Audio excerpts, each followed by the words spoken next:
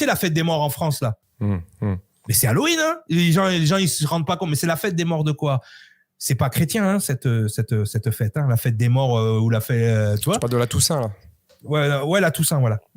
Mais Halloween, c'est All of Eve. Le Hall, c'est tous. C'est le Halo de Evening, la soirée des Halos, la soirée des saints.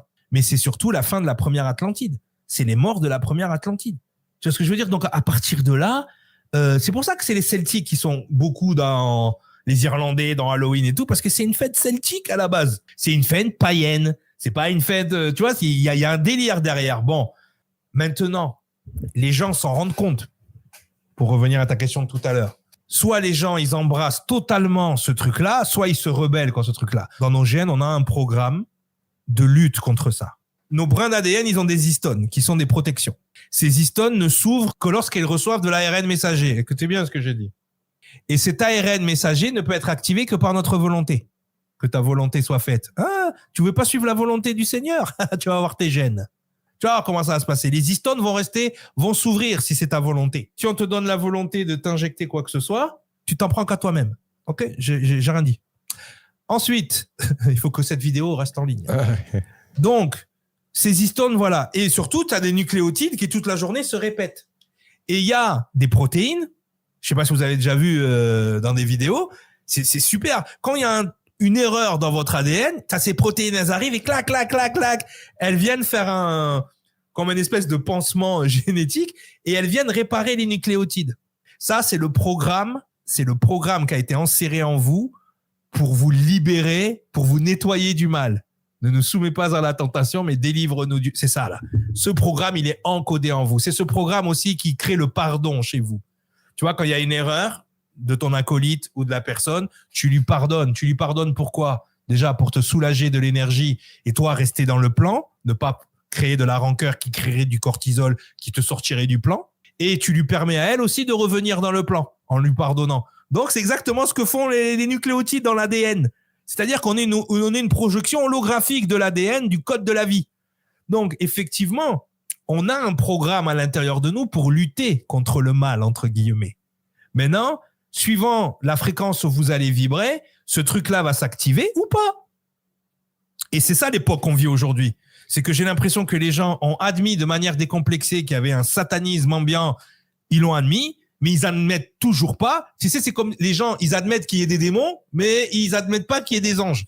Oui. Ils admettent qu'il y ait le mal, mais le bien, ils admettent qu'il y a Satan, mais ils admettent pas qu'il y a un Dieu. On est dans cette aberration-là aujourd'hui. Je devrais même pas mettre le mot Dieu parce qu'il ramène à trop de choses dans la tête, parce qu'il y a plusieurs mots, hein. Il y a Seigneur. Non, mais la source, parlons de la source d'énergie divine. Voilà. Ouais. L'énergie de la volonté de départ, on va l'appeler comme ça, l'énergie de la source, qui se subdivise en plusieurs parties, hein, en partie créatrice d'univers, en partie créatrice de système solaire, enfin, créatrice de galaxies, créatrice de système solaire, créatrice de planètes, et ensuite créatrice d'être vivant. Tu vois, donc, tu vois, elle a toutes ses couches. Quand nous, on parle à Dieu, on parle à la couche qui nous a créés, en fait. C'est tout. On parle pas au truc du dessus, on n'a pas accès encore.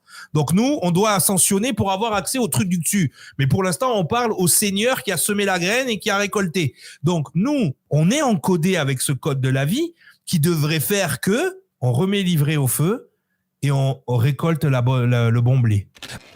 Alors, je sais que je me répète souvent dans les émissions avec ces hommages, mais je pense que tant qu'on fera les hommages, ça voudra dire que justice n'aura pas été faite totalement. Parce que c'est ça aussi la réalité, c'est que si on rabâche toujours la même chose, c'est parce que la mémoire se perd très vite. Et c'est comme ça qu'un peuple disparaît. C'est quand la mémoire, elle est annihilée et qu'on liquide les peuples. Ça a été notamment une citation d'un auteur tchèque, je crois, qui disait, voilà, pour détruire un peuple, déjà, il faut lui enlever sa mémoire. Comme ça, on lui fait refaire faire les mêmes erreurs à chaque siècle et c'est toujours comme le hamster qui tourne dans son terrier. Alors, à partir de là, sur cette page 40, ce qui est assez intéressant, c'est quand tu nous cites Paul Watson, cofondateur de Greenpeace, qui nous dit « Ce n'est pas la vérité qui importe, c'est ce que les gens croient être vrai ». Et rien de plus simple. Alors, tu nous parles, je cite, tu nous dis « Il est vrai que lors de la Première Guerre mondiale, les Américains ont démontré que la vaccination pouvait servir à autre chose qu'à, soi-disant, protéger les seringués. Avant de venir, seringués, ceux qui ont la seringue. Avant de venir en Europe, les GI, ont été vaccinés contre un méningocoque dans les camps de Funston et de Fort Riley en 1918, entraînant l'épidémie de grippe dite espagnole, laquelle n'avait d'espagnol que le nom, en rétorsion envers l'Espagne qui avait refusé de participer au conflit et dont la presse avait été la première à s'exprimer sur le sujet. Arrivés en Europe, les militaires américains ont toussé et craché, dispersant le virus à la vitesse grand V. Virus qui aurait fait de 20 à 50 millions de morts dans le monde entre 1918 et 1919. Lorsque j'ai voulu retrouver la source de cette information, dont j'avais connaissance depuis quelques années, je suis tombé sur Sonsi Libertad Chance, mais aussi sur le fact-checking de l'AFP. Non, entre guillemets, non, un vaccin n'est pas à l'origine de l'épidémie de grippe espagnole.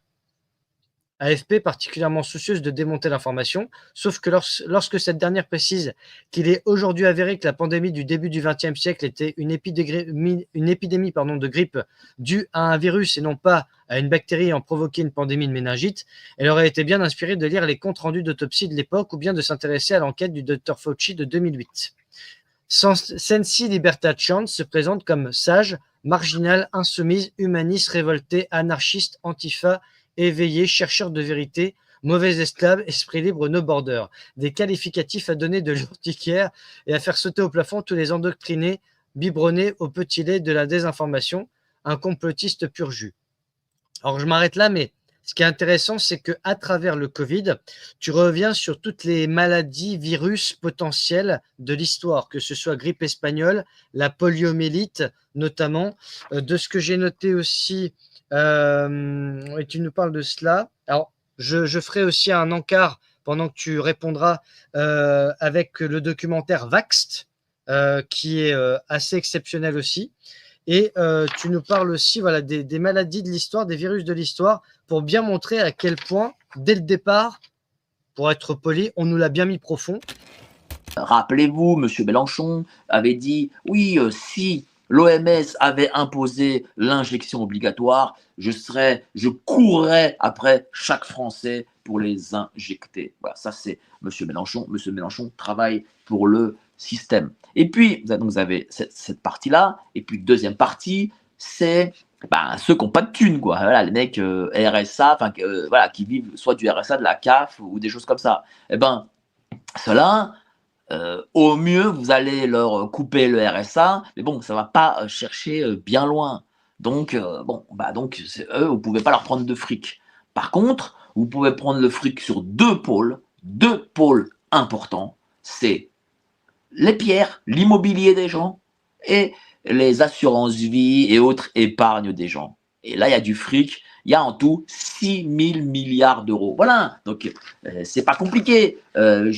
Faut pas faire polytechnique pour comprendre ce qu'ils vont faire, sachant qu'ils vont devoir donner plus en intérêt de la dette et plus à l'Union européenne. Qu'est-ce qu'ils vont faire ? Ils vont faire le calcul comme moi j'ai fait. Il y a 6 000 milliards, on va prendre 6 000 milliards. Voilà, c'est aussi simple que ça. Enfin, je veux dire, si les gens ne l'arrivent pas à le comprendre, moi je sais pas, parce que la classe moyenne, ils n'ont pas de fiscalistes, ils n'ont pas d'experts comptables, ils n'ont pas des Mozart de la fiscalité, ils n'ont pas tout ça avec eux. Donc du coup, c'est c'est nous qui allons casquer, en gros, quoi. Voilà, c'est simple à comprendre. Hein. Enfin, je sais pas, si les gens pigent pas ça, je sais pas, on peut plus rien pour eux. Et Bayrou, Macron le disent très bien. Ils ne s'inquiètent pas outre mesure.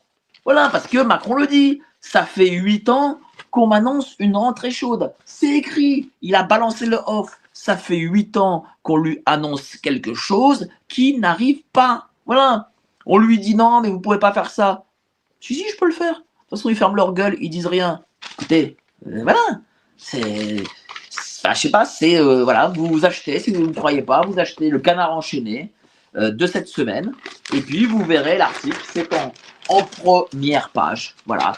Et donc, Macron, les petits trucs là, oui, on va pas consommer, du coup, on va pas payer 10 € de TVA par jour.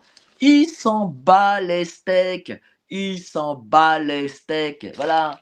Lui, ce qui lui fait peur, c'est que 2 millions de mecs affluent à l'Élysée avec tous leurs outils de cuisine pour aller le choper.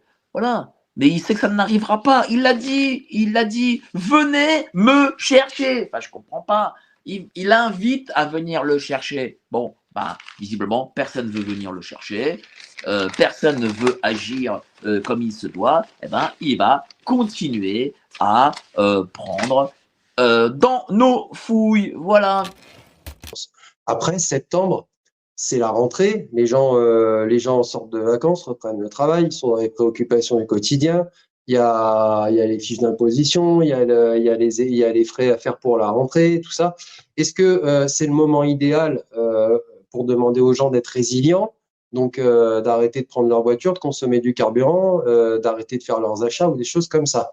Et puisqu'on parle de résilience, un tel mouvement, là je parle de l'idée du mouvement de boycott, parce que c'est aussi ça quand même qui est un peu la nouveauté par rapport aux Gilets jaunes. Un tel mouvement fonctionnera, mais uniquement sur la longueur. Ou alors, par le biais d'une organisation extrêmement pointilleuse et précise. C'est-à-dire qu'on est capable de cibler, par exemple, un secteur économique particulier et de dire, voilà, tel jour, de tel jour à tel jour, par exemple sur 3 jours, arrêt total de la Française des Jeux. On arrête de jouer. Voilà. Et là, la perte, elle se chiffre en plusieurs millions. Mais pour en arriver là, il faut d'abord avoir, aggloméré suffisamment de monde, fédérer suffisamment de monde autour de soi. Il faut que les gens adhèrent, hein, et il faut qu'ils soient tous d'accord. C'est pas simple quand même. Et en dehors de ça, quand tu regardes les secteurs qui sont les plus impactables entre guillemets sur le plan économique, ceux qui pourraient faire le plus de mal et qui pourraient contraindre le gouvernement dans un rapport de force économique, ce sont tous les secteurs liés à l'addiction. Donc, alcool, tabac, Française des Jeux, et puis les secteurs aussi qui sont liés à nos besoins du quotidien, comme par exemple l'énergie, le carburant, donc carburant pour se déplacer, électricité.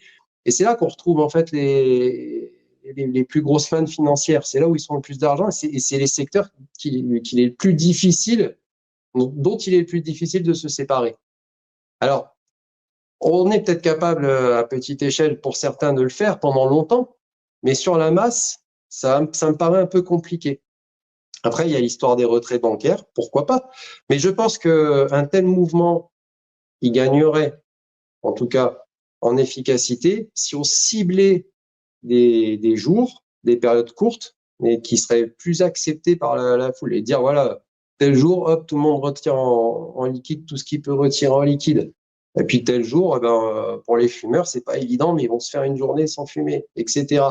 Mais pour ça, il faut réussir à fédérer du monde. Et tout ce que je dis là, c'est très difficile à atteindre comme objectif. C'est pour ça que sans tête, sans coordination, sans objectif et sans après stratégie, parce qu'après, une fois qu'on a obtenu, par exemple, la reddition d'un gouvernement, il dit OK, d'accord, on va discuter. Il faut prévoir l'après. Est-ce qu'on peut prévoir l'après avec des gens qui disent ouais, pas de politique, pas de leader, pas de machin, ça recommence comme les gilets jaunes. Et ceux qui font des bunkers, c'est très clair qu'ils ont des projets de mort. Hein. C'est que le bunker, c'est un tombeau. Hein. Pour des tas de raisons, c'est que c'est pas viable, un bunker, par définition, parce que là, on perd les interactions avec le reste du monde, humain et non humain. Et surtout, un bunker, c'est donc un stock de ressources. Si dans la région où il y a le bunker, on manque de ressources, c'est donc un supermarché qui est très attractif pour ceux qui sont restés en surface et qui chercheraient des ressources. Donc le bunker, c'est vraiment l'endroit où il faut aller, hein, très clairement. Enfin, un bunker, ça n'a de sens que de façon très transitoire. Hein, c'est l'abri atomique, quoi. Voilà, comme en Suisse, hein, d'ailleurs. Voilà. Quand il y a une explosion atomique, oui, il faut aller dans le bunker.